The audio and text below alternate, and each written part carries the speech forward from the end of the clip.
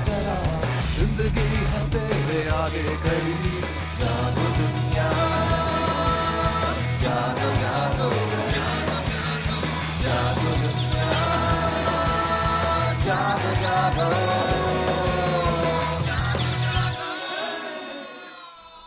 बिस्मिल्लाहिर्रहमानिर्रहीम, अस्सलाम वालेकुम। एक नए दिन, एक नए हफ्ते के साथ आपको बहुत बहुत खुशामदीद। जागो दुनिया में मैं हूं फारूक हसन और मेरे साथ हैं Maleeha Gilani. Welcome to our programme जी। और हमारे साथ मौजूद हैं सलमान गनी साहब, न्यूज़ एनालिस्ट। वो हमारे साथ खबरों पे तबसरा करेंगे और उनके साथ हम गपशप भी करेंगे। जी, हमारा सवाल है, मुल्क में हालिया दहशतगर्दी की लहर में भारत के मुलव्वस होने पर पाकिस्तान को ये मसला यूएनओ में उठाना चाहिए, हाँ या नहीं? आप इसके लिए अपना ओपिनियन रजिस्टर कर सकते हैं। हमें ईमेल कीजिए jago@duniatv.tv पर, या आप हमें एसएमएस कर सकते हैं 6622 पर। इसके अलावा आप हमारी वेबसाइट पे अपना ओपिनियन रजिस्टर करवा सकते हैं www.dunianews.tv।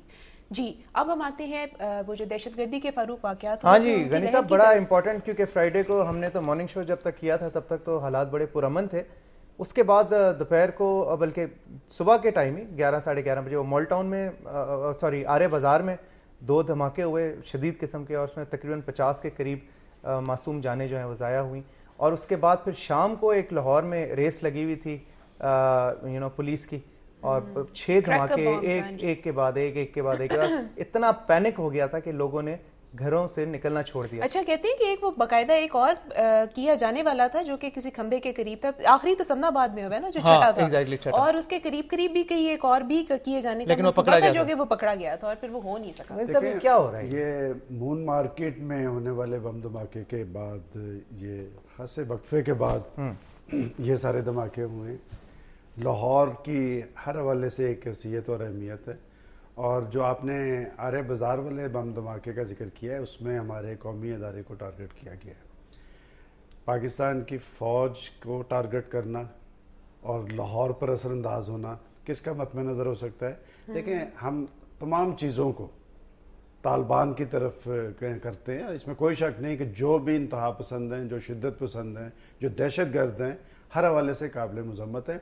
लेकिन हम एक बात से सरफ़ नज़र बरत रहे हैं कि इंडिया पाकिस्तान को गैर मुस्तहकम करना चाहता है। इसमें तो कोई बात ढकी छुपी नहीं। वो पाकिस्तान के अंदर इंतशार पैदा करना चाहता है, और हमारा हर हुक्मरान वो ये कहते हैं हमारे पास शवाहद मौजूद हैं, लेकिन बदकिस्मती से आप देखें कि वो हमारे खिलाफ किस तरह दुनिया के अंदर प्रोपोगंडा करता है। क्या दहशतगर्द पाकिस्तान दहशत करता है? अगर आप तर्ज अमल के हवाले से देखें तो सबसे बड़ा दहशतगर्द तो खुद अमेरिका है। 2 बातें हैं जो कि मुझे आपसे पूछनी है। एक तो ये कि जुमे को यहाँ पे लाहौर में हुए, हफ्ते को कंधार के इलाके में 4 ब्लास्ट हुए अफगानिस्तान में, अगले दिन फिर इतवार को फिर एक और ब्लास्ट हुआ। जो 4 ब्लास्ट हुए उनमें तकरीबन 50 के करीब कैजुअलिटीज थी। कहा यह जाता है कि वो लोग जो टारगेट करना चाहते थे वो वहां की जेल को टारगेट करना चाहते थे, क्योंकि वहां पे बहुत सारे रेबल्स बंद हैं, और उसके साथ ही नेटो का जो हेडक्वार्टर है वो भी मौजूद है, और असल टारगेट उनका वही था। और वो लोग चाहते थे कि सारे रेबल्स और जितने भी लोग उन्होंने वहां पे बंद किए हुए हैं वो निकल के वहां पहुंचे। कल मैं एक टीवी चैनल देख रही थी, वहां पे एक और तज्जियाकार थे, काफी सीनियर है, हसन अस्करी साहब। वो कह रहे थे कि इस वक्त जो तालिबान है जो कि वहां पे इस वक्त इंसर्जेंसी कर रहे हैं, वो इस वक्त इंडिया की हिकमत अमली अपनाए हुए हैं और वो इंडिया के इशारों पर चल रहे हैं। अब फिर जब यही बात होती है ना कि हम जब रीजन में एक चीज को देखते हैं तो फिर आप इंडिया को तो बीच में से निकाल नहीं सकते। एक दिन जुमे को इधर हुआ है लाहौर में, अब अगले दिन अफगानिस्तान हो जाता है। क्या ये चीजें इंटरकनेक्टेड है? देखिए, मैं हसन अस्करी साहब की सोच और अप्रोच पे तो बात नहीं कर सकता, लेकिन आपने अपने सवाल का जवाब भी दे दिया है कि जब कंधार में होता है और ये तालिबान की बात करते हैं कि आप देखिए कि 12 कौंसल खाने उन्होंने सरहद पे कायम किए हुए। कौन से वहां पर वीजे लगते हैं? वो सारे दहशत गर्दी के अड्डे हैं। वहीं से आप देखें कि लाहौर के अंदर 2 लोग पकड़े गए हैं। जो 2 लोग पकड़े गए हैं वो कहाँ के थे? और एक ने तस्लीम किया है कि मेरी ट्रेनिंग जो है वो भारतीय कौंसल खाने में हुई है। मैं समझता हूँ कि हमें अब छुपाने की कोई जरूरत नहीं। क्या जो इतनी मासूम जानें ज़ाया होती हैं, उनकी फैमिलीज इफेक्ट होती हैं, इस तरह के सानियात होते हैं, क्या इसकी कभी कोई अकाउंटेबिलिटी होगी? कभी कोई रिस्पॉन्सिबिलिटी लेगा? कभी कोई हम कॉन्क्रीट एक्शन देखेंगे?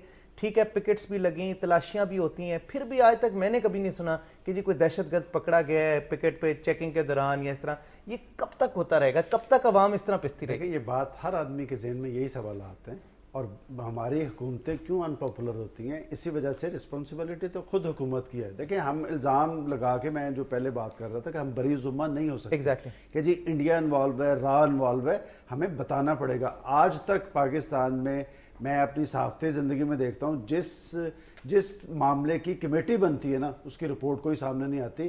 اگر ہم یہ کوئی ایسے واقعہ اس کی رپورٹ جو ہے لوگوں کو اعتماد میں لیں اور بتائیں کہ یہ کون سے مکروہ اور بھیانک چہرے تھے جو اس عمل میں موجود تھے، تو شاید اس رجحان پہ قابو پایا جائے. ہال بروک صاحب جو کہ پاکستان کے کافی چکر لگاتے ہیں، انہوں نے ایک بیان دیا جی کہ پاکستان آرمی جو ہے اس کا کوئی پلان نہیں ہے سیاست میں آنے کا، اور وہ ان کی بات چیت ہوتی رہتی ہے زرداری صاحب سے بھی اور نواز شریف صاحب سے بھی، اوبیسلی تو کنسنسس سے ان کی یہ ایک سٹیٹمنٹ ہے. تو اس کا مطلب ہے کہ پہلے جب مطلب کبھی اس طرح کے واقعات ہوئے ہیں تو پھر صلاح مشورے کے بعد پاکستانی فوج کے ترجمان تو نہیں ہے. پاکستانی فوج کو تو خود انہوں نے ایک ایسی جنگ میں الجھا دیا ہے جو پاکستان کی جنگ نہیں ہے، وہ ہال بروک صاحب کی جنگ ہے. اور میں سمجھتا ہوں کہ جب تک ہم اپنے قومی مفادات کو یقینی نہیں بنائیں گے ہمارا نقصان ہوگا.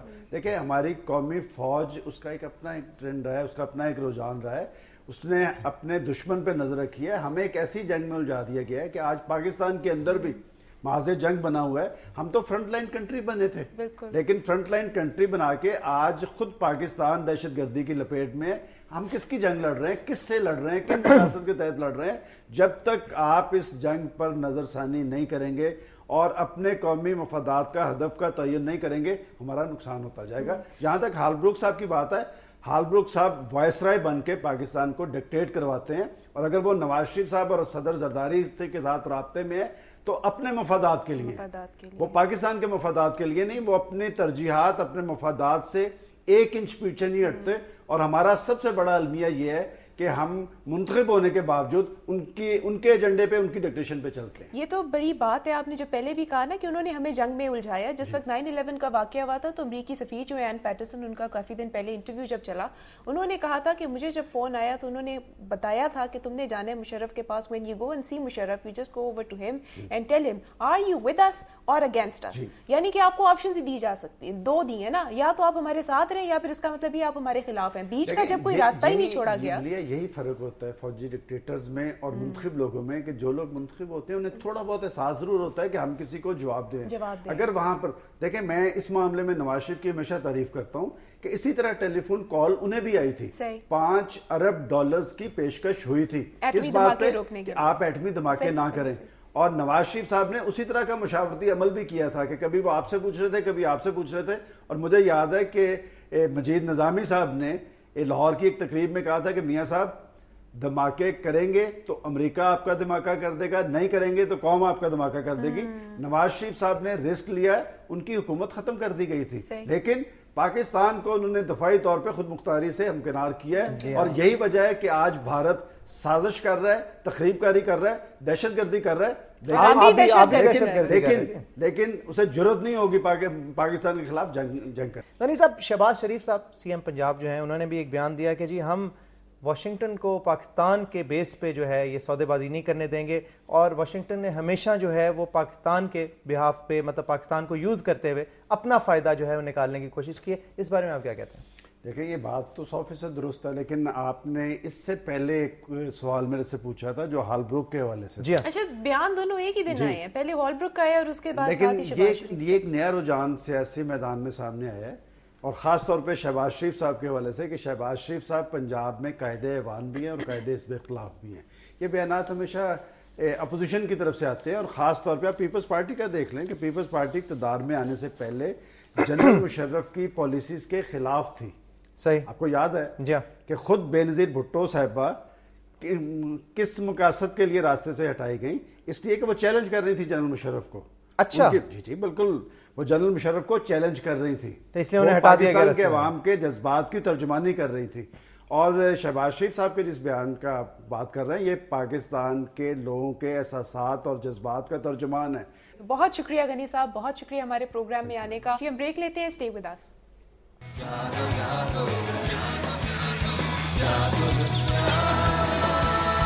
Jago, jago.